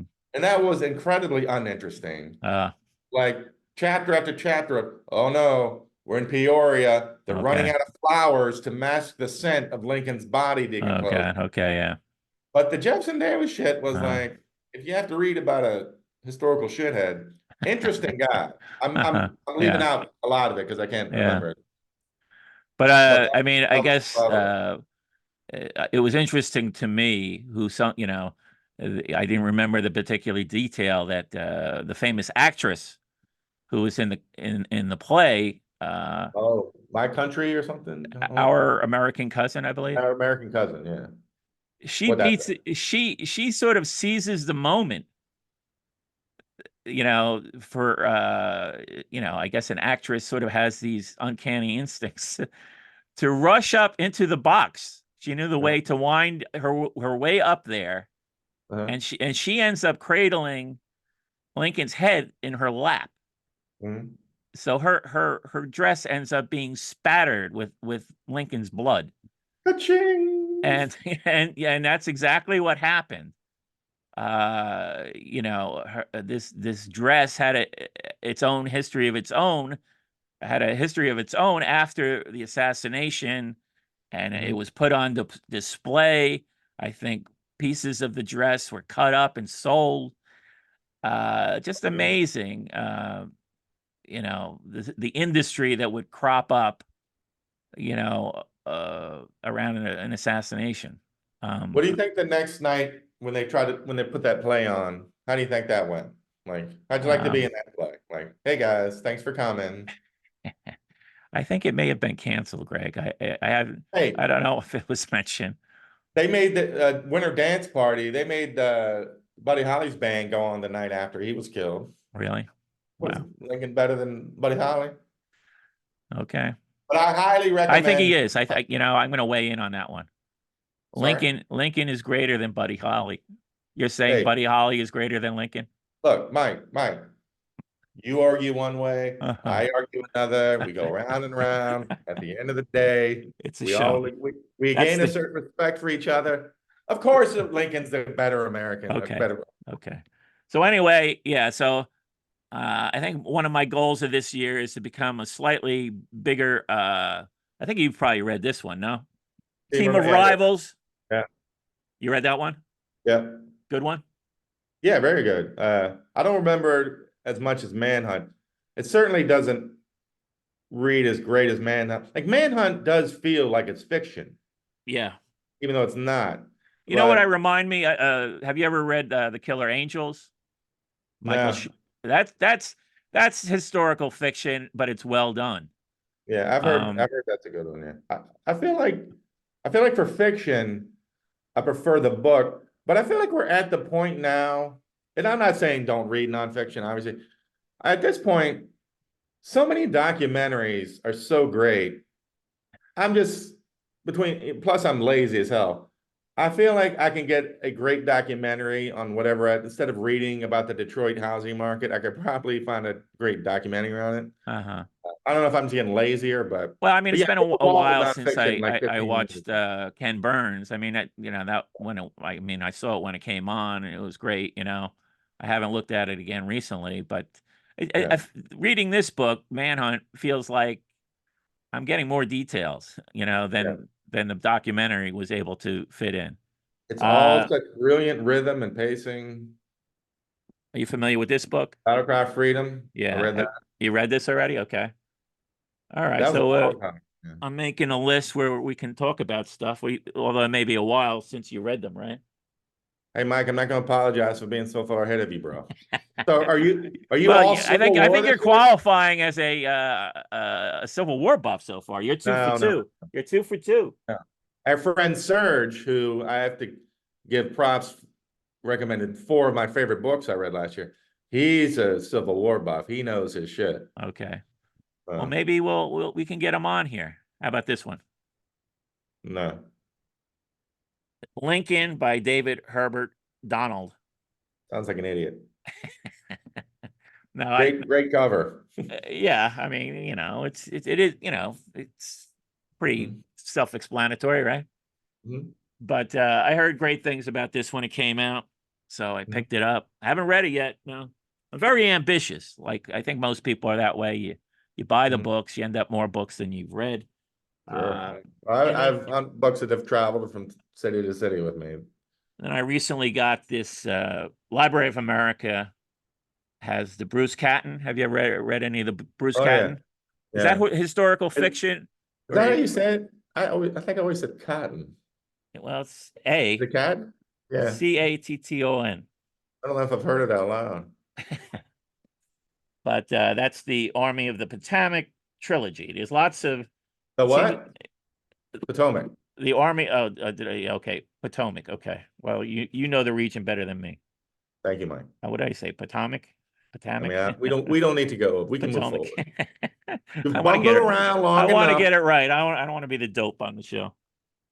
Trust me, there's no chance of that.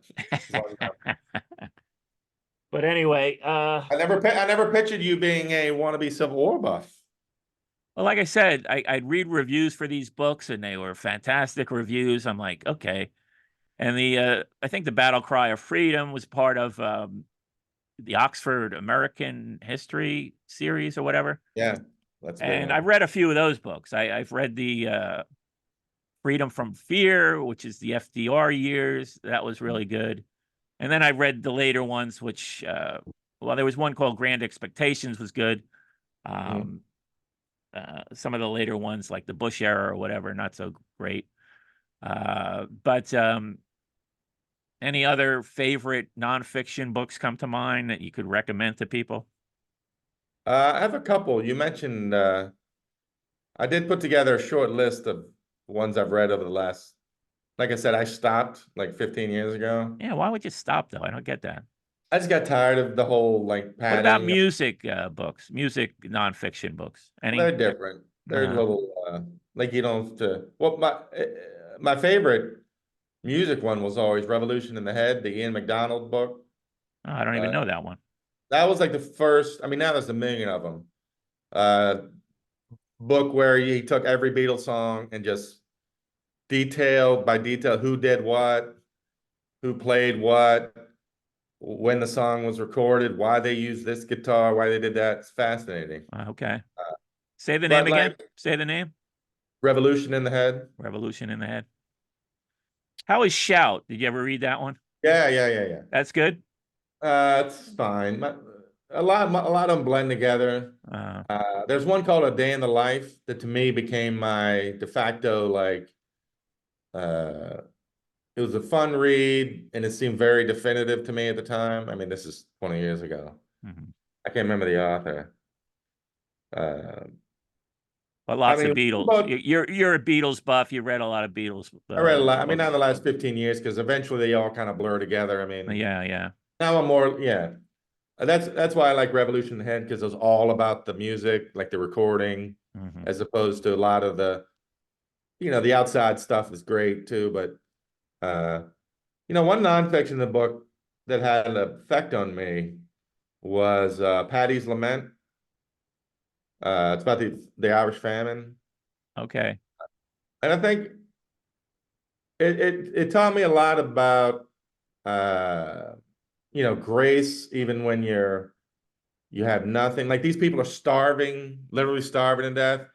But if you came up to their house or hut, Mhm. they'd make room for you and try to feed you. Just really remarkable, and everybody's generosity under such, because now, I mean, I don't want to get into it today. Things are worse. Who knows if they are? Mhm. But you don't picture that going that way now. Mhm. Imagine if you're broke and poor, you're circling the wagons. Fuck you, you can't come to my. But they would always try to make. So it's really eye opening that way. Um, Kind of like there's a couple of scenes in The Grapes of Wrath. Remember where like Ma Jode's like, ah, fuck, I don't have any food, but here's two kids, so we gotta share our hamburger, meat, and onions, kind of thing. Mhm. So I was really affected by that. I remember there was a story of this family. I think they were trying to go from their village to start over in another village, and they had a like horse and buggy, and they start going down the road, and all of a sudden this little girl like barely had any clothing on, just Mhm. wearing like a potato sack, like just starts chasing alongside them, Mhm. running like that, doesn't look at them. And like when they stop, she would stop. When they start going, she would just run. And it was obvious she wanted food, but like she didn't want to ask. Yeah. And they were like, fuck, we don't really have any food. Mhm. And it was this whole thing going on and on. So they shot her in the fucking head. Wow. No, no, I'm joking. Oh, come on. But That's not a joke. eventually, That's like not a joke. Come on. eventually they were able to get some food and feed her and Mhm. all. And Yeah. just really opened my eyes to generosity under the worst of circumstances. Mhm. It's easy to be generous when we have a lot. And that taught me about generosity when you don't have a lot. It was a sensation at the time. Did you ever read Angela's Ashes? No, I still never read that. It's yeah, it's worth reading. I mean, I felt like he was laying it on thick, almost Yeah. like poverty porn, I guess you'd call it. It was just yeah, you know, it it may have been all true, and it just says something about me that I Yeah. couldn't accept some of the scenarios that he lays out there, the extremes of it. Um, Maybe that's lucky for you. I mean, I'm not being a dick. I'm just saying, no, I you know, remembered hearing his brother was a radio personality. I can't think of his name now, but he was on WBAI. sure. I would listen to him, and they talk about the Irish storytellers and how they embellish, and I felt like there may have been a fair amount of that in Angela's Ashes. Yeah. But I did read a book uh on poverty. I think it was called Poverty: A History. mhm. And You it go was right for fast. the fun stuff, right? Well, we're talking about, oh, I'm sorry. I was reading Garfield Weighs In the other day. Yeah, yeah. Like I think I Uh, see why you turned away from nonfiction. You were really Well, yeah. one thing I remember from it, this was 15 years ago, is in the Middle Ages, rich people or wealthy people or anybody with money thought poor people existed, that they were given to them by God, Mm, so they could throw some shekels at them every once in a while to absolve right. them of their Yeah, they anything. had their little fiefdoms. Yeah. Right. So they literally thought that's what poor people were for, to make Yeah. them, you Yeah. know. Well, okay. And I think that's some of that's like traveled through, Like a still kind coping of exists. mechanism. Yeah. Uh, yeah, nobody wants to cure, nobody wants to solve poverty, Mm, because we could do it if we wanted to, but people like to have their causes. They don't want to cure poverty, but they want to throw it a couple of bones every once in a while to make themselves feel better. yeah.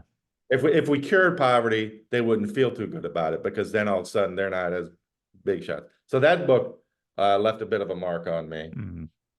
Did back you in the day. ever did you ever read some of the New Yorker writers from like the Uh, 30s through the 60s? My I first don't think so. introduction to some of those guys was Mhm. Joseph Mitchell up in the old hotel.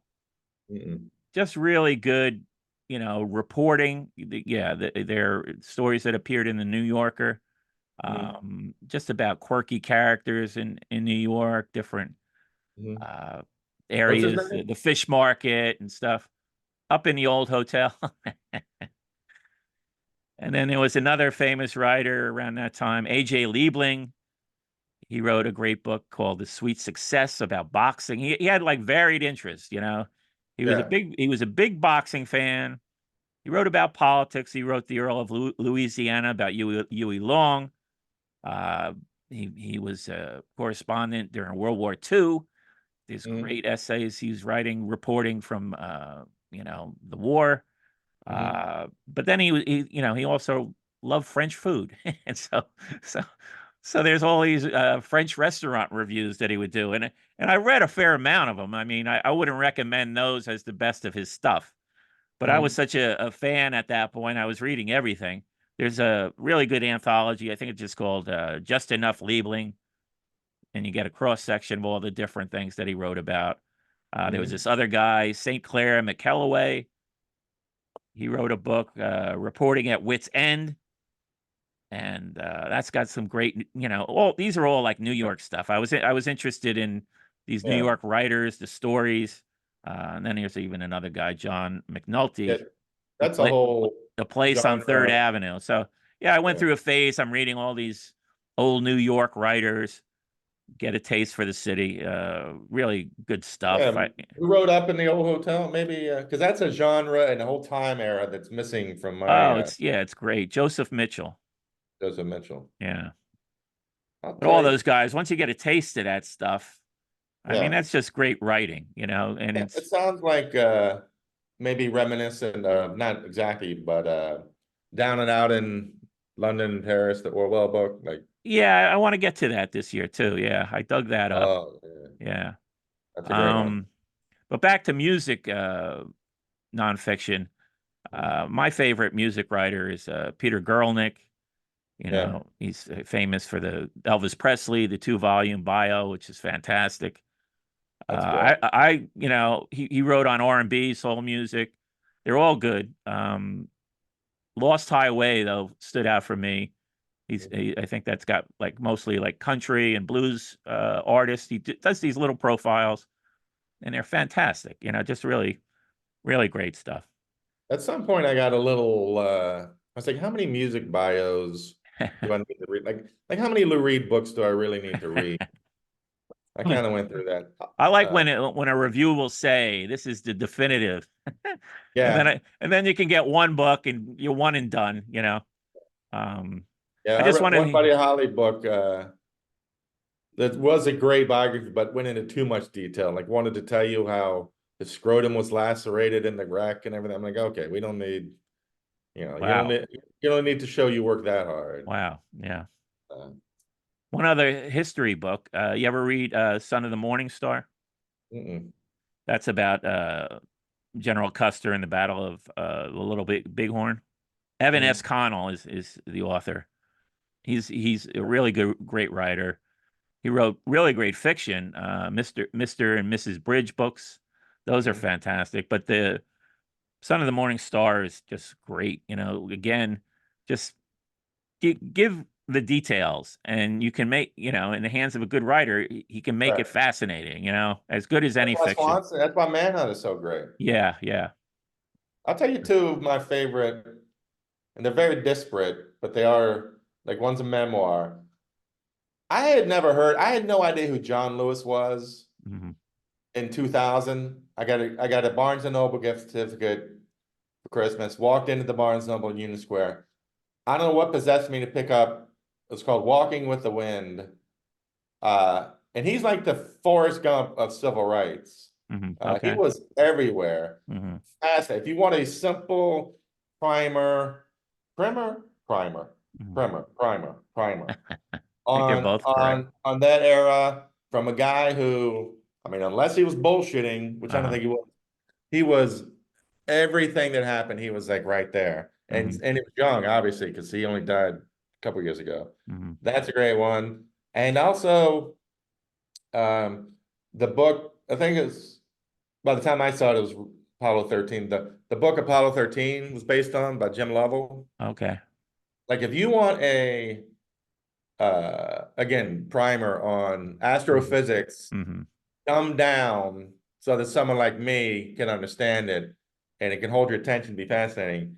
Brilliant book. You'll breeze through it. It's just fascinating. Every couple of pages is just fascinating. And I happened to read it just after, or maybe I read it because I'd read The Right Stuff. Did you ever read The Right Stuff? I was just going to say, actually, you started talking on this subject. The Right Right, Stuff is one of the all-time, right. just a But entertaining read. they're polar opposites in The Right Stuff, which I read on an airplane that had to have an emergency landing, which Wow. you know how much I love that. But Uh-huh. a lot of that is these guys just had balls of steel. Hmm. They did crazy shit. Yeah. Every other page, there's some body that hits the ground and it's described as the body's like peat moss. Yeah. Uh, it's all about balls and heroes and Apollo 13. That's when you realize it was all done on pure math. I'm Hmm. not going to say simple math. Yeah. And obviously, there's three heroes and a thing floating through space. But in the way they knew every inch of, they're like, okay, when it crosses, now this isn't going to be impressive to anybody that knows anything about physics, or not even physics, but science, or I don't even know the word. That's how dumb I am. They're like, okay, when the lunar module is here, this crater will be getting off this shadow at here at 417. So you're going to want to do this. And the whole idea of like 10 things have to go wrong to one thing for it to actually, it's The incredible. work, yeah. The work. You had to And then calculate all you all the close the book and you're calculations, like, yeah. you close the book and you're like, we were able to go to the moon because of a bunch of genius mathematicians. Yeah, yeah. With their slide where 1 + 1 is 2. Uh-huh. Incredible. I'd recommend those. Walking with the Wind, and it's called Apollo 13 now. I think when he wrote it, it was called The Dark Side of the Moon, maybe. Oh, Big really? Pink Floyd fan, Jim Lovell. Really? Okay. And he's still alive. Uh-huh. That was an eye-opening, like to really, it's like Neil deGrasse Tyson makes science accessible to regular people. Amazing book. Yeah. Well, we did have a dish this week. I'll say. We almost got through this show. I was gonna wrap it up. I was like, wait a second, we haven't even spoken about the dish, but maybe it's appropriate that the hot and spicy beef, which sounds like a porn title, unfortunately. Oh, come on, Mike. Family show. Hot and spicy beef. I mean, it was exactly what I expected it to be after last week's hot Yeah. and spicy chicken. Debacle. Right off the bat, it was not spicy. If you learn anything from these shows, it's that even when a dish is in red and says that it's spicy, you have to ask them to make it spicy. It's sort of a hint that they'll make it Tell 'em Mike spicy. Bliss sent you. You know, just ordering it is not going to get the spiciness. So when I looked at it, I'm like, well, yeah, this looks like green. What is it? Pepper steak, onions. Yeah. I was like, that's what I expected, and that's what it looked like. I mean, this had some celery in there, had some squash. Did you get it from the same squash? Yeah, this What? place, like, yeah. I mean, the first time it appeared, I didn't even know what it was, and people had to help me out. They're like, yeah, that looks like squash. It's like, and they cut it in these little curves. It's it may be, only at this place that I've ever seen them actually. But the gravy, was not too goopy, wasn't too Yeah. heavy. I ate about half of it. I will, make another meal out of it. It was, satisfying, but not spicy. Did you get it from the same place you did the chicken? Yeah, yeah. I was sticking with that place. I thought I'd be clever. I was like, well, let me try. I made a point of not getting it at the same place as last week's debacle. Really? Okay. Needless to say, I open up the lid. I'm just hit with nothing but peppers and cooked onions, and it was disgusting. You saw the picture I sent. I don't think I have. Well, yeah, you're busy. I Yeah, get I'm it. busy. I sent it to you. Okay. It was exactly like a chicken last week. Yeah. Disgusting. I'm swimming through goop, but surprise ending. So I'm ordering it. And I'm like, well, as usual, I got to get a backup. I'm doing the old flippity flip through Uber Eats, and I see they have hot sandwiches. And I'm laughing like, Really? Okay, that's I get a interesting. cheeseburger from the, and I see cheesesteak. Give it a shot, right? So I'm like, and it says, it says lettuce, tomato, mayonnaise. Uh, I was like, oh, no mayonnaise. peppers, no. I didn't even think cooked mayo was even in a Chinese takeout place. So I was like, you know what? I'm gonna blow Mike's mind. Get a cheesesteak from a Chinese. random Chinese place. Yeah, all right. Yeah. So now I'm thinking that's my backup to my. You're on a new frontier, man. But then I start thinking, well, it is a cheesesteak from a Chinese place. Maybe I need a backup The backup? for the backup. So I get Oh my God. 5-piece chicken tenders. Uh-huh. which I know are going to be great. And of course, this cost you $50. Now we're up to, I think with tip, it was $72, Are you kidding me? which I'm not sweating based on a check a certain somebody sent. No, I'm sorry, 62. I told you not to spend it all in one spot. Yeah, it's not going to last the whole year. I got to be honest. Oh my God, So now I $72. got my backup and my backup to the backup. Okay. So I immediately throw the stupid. I tried to eat the hot and spicy beef. It was disgusting. Uh-huh. Open up the cheesesteak. Now, again, the integrity of the sandwich, it was a total mess. The cheese and steak, all in half out. There's mayo everywhere. And I'm looking at it, but it looked pretty good. So what do you think I did? Uh-huh. I scooped off the steak and cheese part, the actual steak and cheese, Uh-huh. ate it with a fork. Delightful. And Uh-huh. I'll say this word, Uh-huh. you can bleep it because we're a family show, but this is fan-fucking-tastic. Whatever I think is great about a cheesesteak, that's not, I know people in the comments, we're not in Philly. I know this isn't Pat's. I'm not saying it's Pat's. I am saying it's better Geno's because fuck them with their disappearing cheese. But so then I have this bread, which, and you'll see in a picture because I took a picture. I do not like subs when they cut them into fourths. Yeah, that's, a bit much. Because you bite and then everything pops out. Yeah. I took the chicken tenders, which were great size, put them on the bread. Now I have a dish of delightful steak and cheese and a brand new chicken tender sandwich, which was delightful. You need to call this place back and tell them what you did, and maybe they can add a couple dishes and call them Greg's Delights. Greg's Delights. The combo cheesesteak, no bread, chicken tender sandwich. Greg's Delight. Xmas times delight. And you could have made rat snack. You could have made some rat snack videos That's out of rat this. snacking. I love that phrase, that word. Did you have anything left? I mean, did you eat all this? Yes. Really? It was great. Except, well, okay. So you ate a cheesesteak sandwich and chicken fingers. Okay. Right. On a show. What was your stomach? How's your stomach been since?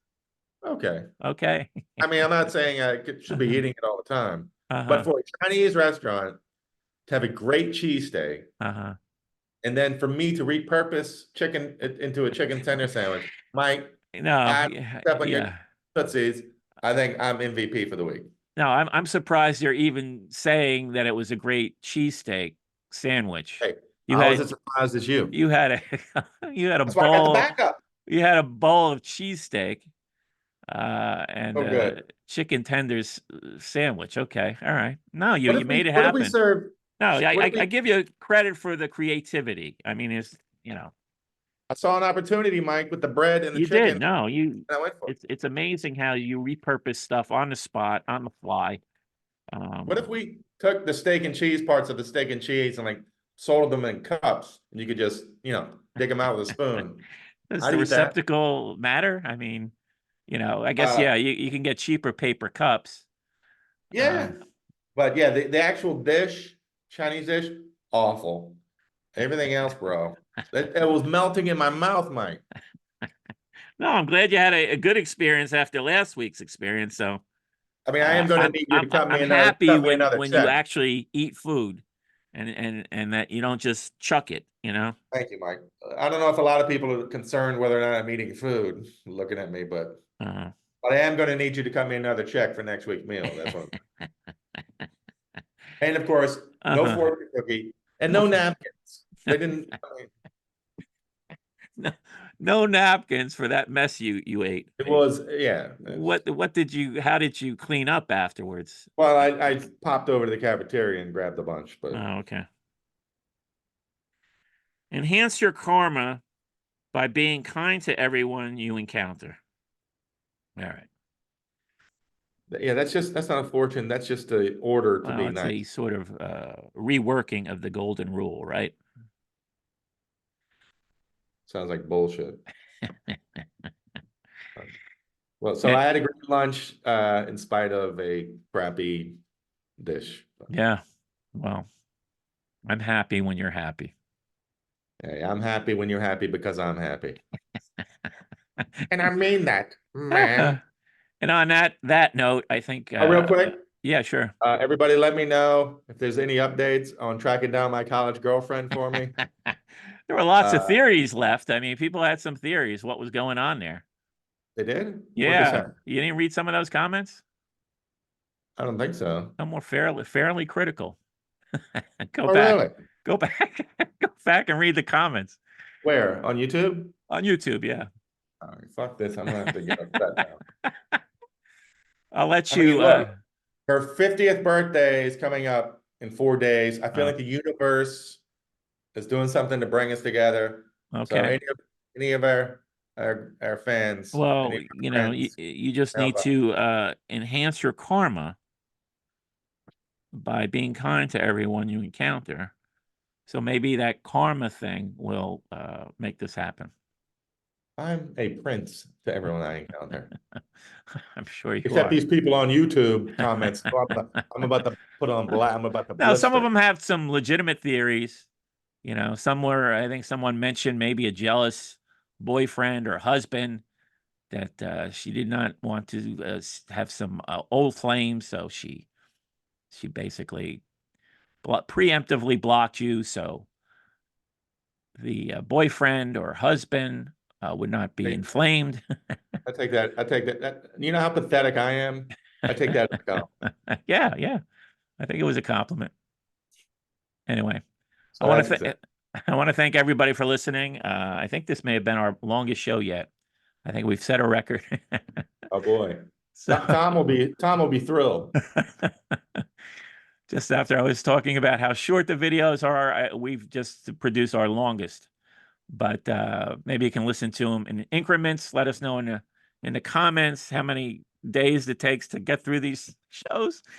I'm sure people are expand. You know, they listen over a couple of days, maybe even a week. Rat snacking. I'm into Rat it, bro. snacking. Yeah, if you want to give us some ideas for rat snacking, I don't want to maybe. brag. I think I'm a natural rat Yeah, snacker. I think you are. I think you're the guy. This can be our breakthrough, a viral video. If this doesn't bring my girlfriend back into my arms, I don't No, know what yeah, will. and it's you can kill two birds with one stone. Baby, I've been rat snacking. Uh, Time for us to get back together. uh, All right. Well, thanks. Like Mike said, thanks everybody for listening. Put in the comments, subscribe, whatever. And we'll see you next week. Take care.